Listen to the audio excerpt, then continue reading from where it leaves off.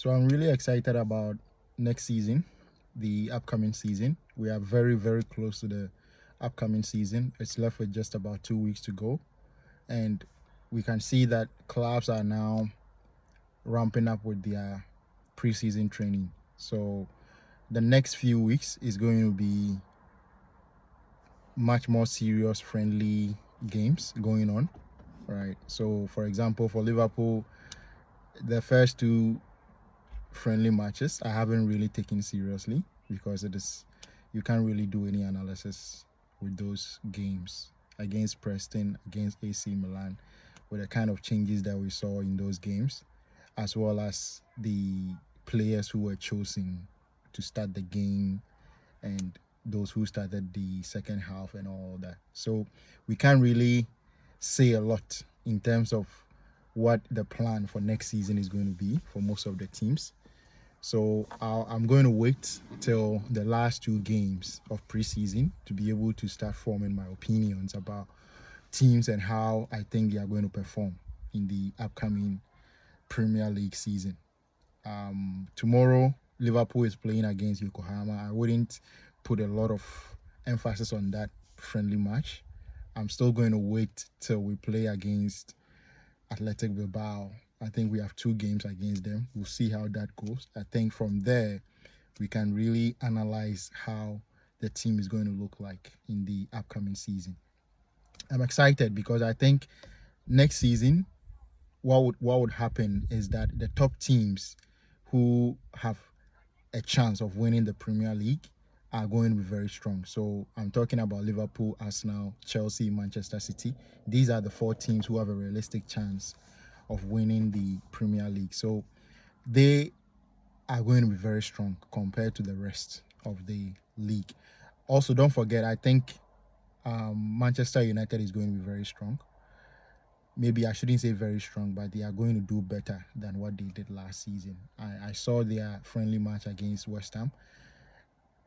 It wasn't anything so special, but I think they are improving, considering the fact that Ruben Amorim is also having a chance to have his first preseason with Manchester United. I think they are going to improve, right? They can't do worse than what they did last season. So they are going to improve. I think they are going to be in the top 6.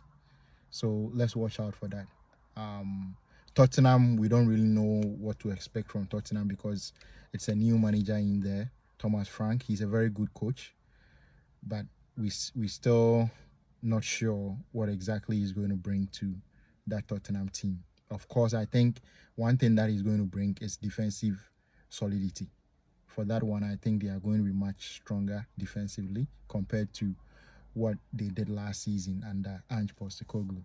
So what remains to be seen is how their attack is going to be, because at the moment it looks like it is going to be Mohamed Kudus, Son Heung-min, and maybe Kulusevski. We don't know the rest. They also have Dominic Solanke. We shouldn't forget about him. So Tottenham is also going to be much better than they did last season. I think Thomas Frank can't do any worse than what Ange Postecoglou did last season. So Tottenham is going to be better. But when I look at the top teams, the top 4 who have a realistic chance of winning it, Arsenal, City, Liverpool, Chelsea. I'll probably put Chelsea 4th and then put City 3rd still. I think Arsenal and Liverpool would be the main challenges for the Premier League. But at the moment, I think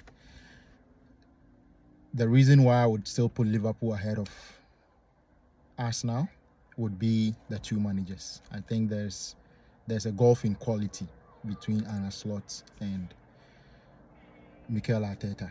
So for me, what I think is if these 2 coaches are given the same team with the same players, Arne Slot achieves more with those players than Mikel Arteta. So I'm really intrigued about what next season is going to bring in terms of Arsenal and how they compete for not just the Premier League but other competitions, because I think it's been far too many times where there's been so many excuses that have been given for Mikel Arteta. But I do think that right now they've been able to get most of the signings that they've been craving for. The striker is in the door now, Victor Gyökeres, and this guy is a goal poacher.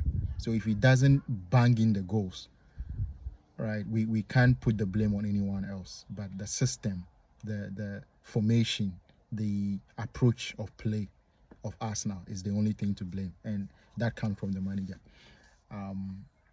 So I think Arsenal has no excuse if they are able to bring in Eze in addition to what they've already got. That is even going to be much more impressive, and I think I would really hope that they do get Eze in as well, so that in that case the only difference between whoever wins the league, if Arsenal is not able to do it, would be the manager. It will be the tactics. It's going to be down to in-game management, reading of the game, making changes as and when it is needed, because it is all well and good having a top plan or having the best plan going into the game, but once you enter into the game, people react, we adapt our expectations, and that is where we see the best managers. So I think next season that is going to be the main difference between the top four teams: Pep Guardiola at Man City, Enzo Maresca at Chelsea,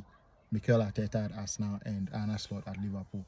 The manager who would be more successful at reading games and making in-game changes would be the one who wins the league. I think it is going to be much like last season, right? So if you're a team who plays not to lose, then your chances of winning the Premier League is going to be quite slim. But if you really go and attack it and go to grab the win, then that is when you would be having a real chance of winning the Premier League. So it's going to be exciting. It's going to be very, very exciting. For now, this is my prediction in terms of the teams that will be challenging.